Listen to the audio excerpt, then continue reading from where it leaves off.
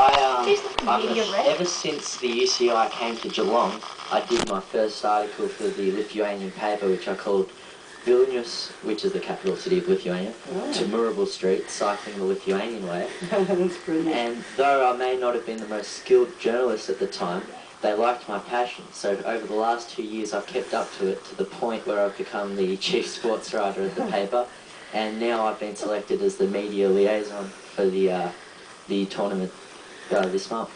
So I suppose for the years, I mean, I'm guessing you must be Lithuanian? Half Lithuanian, that's correct. Lithuanian sports. Oh, that's the mother's side. Yeah. Okay. So, I mean, I'm guessing you're speaking the language to be able to liaise with the team? I know some words, but it's more the sporting knowledge which is getting us through this week. Everyone's enthusiastic, and the hospitality from the Geelong Lithuanian community is outstanding. I must give them credit on air. That's all right. Absolutely.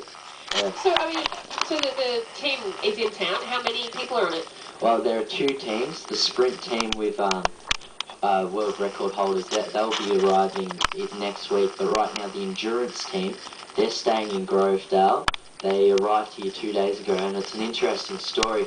The Geelong Lithuanian community got them a house for 2 weeks, filled the fridge with food, and when they opened it, some of them were half in tears because they said there has only been one ever time where this has happened to us, because Lithuania aren't quite the most economic country in the world. So the president of the Lithuanian community in Geelong, Stan Čižauskas, asked, well, when was the other time, just out of interest? And they said, that was the last time we came to Geelong. So that really shows how much the Geelong community's put into these events. Well, and some of those Lithuanian families might not even be cycling enthusiasts. Oh, the whole country, the motto is, we have two religions. One's the, religious, and the second is basketball. So everyone, any other sport is very hard to get in. But the last 10 years, so many cycling stories have happened, such as 2 women's world road champions, one track champion. These are all female stories. Good. And also, do we have any Green Edge fans listening? Oh no. All over the world. We're spreading life throughout the world. Fantastic. Well, 2 years ago when the World Championships came into town, one cyclist was sorely disappointed that he couldn't make the team, and now he's been selected from Lithuania to represent Green Edge. Fantastic. So I'm guessing it's getting bigger over there. I mean, in Australia, obviously we've got, football and cricket, but Cadel Evans is still a household name. Do we have household names in Lithuania? With the cyclists, females, yes, but the males, they still have to, keep pushing up the hill. Usually it's the other way, isn't it? Yeah. Usually is. I'm lucky to hear. Oh, I'm looking at the smiles around us, alright. Yeah, but I can't tell this is a female bunch, are you?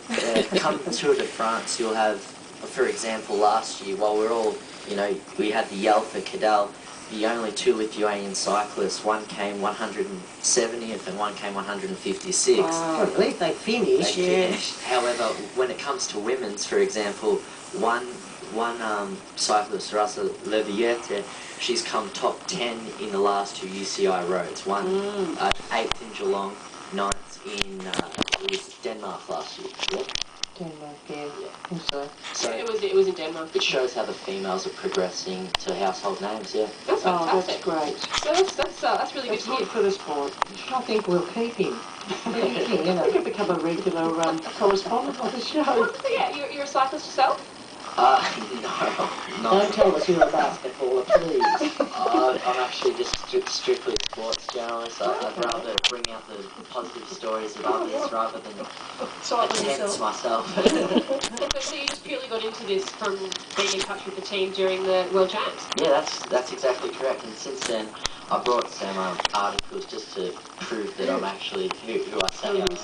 And they're all in Lithuania. And you've got bylines in the paper. Exactly. No, there's some English. I've read a little bit. Oh yeah, no, I write in English so that everyone in the community can understand. And basically, from the members that visited Geelong 2 years ago, we've had some participants in the Tour de France, like I said, the UCI both World and Track Championships, and also the Giro d'Italia, which is watched by millions throughout the world.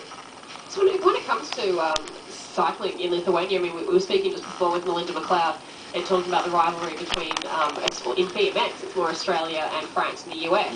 I mean, does Lithuania have, another country where it's just on?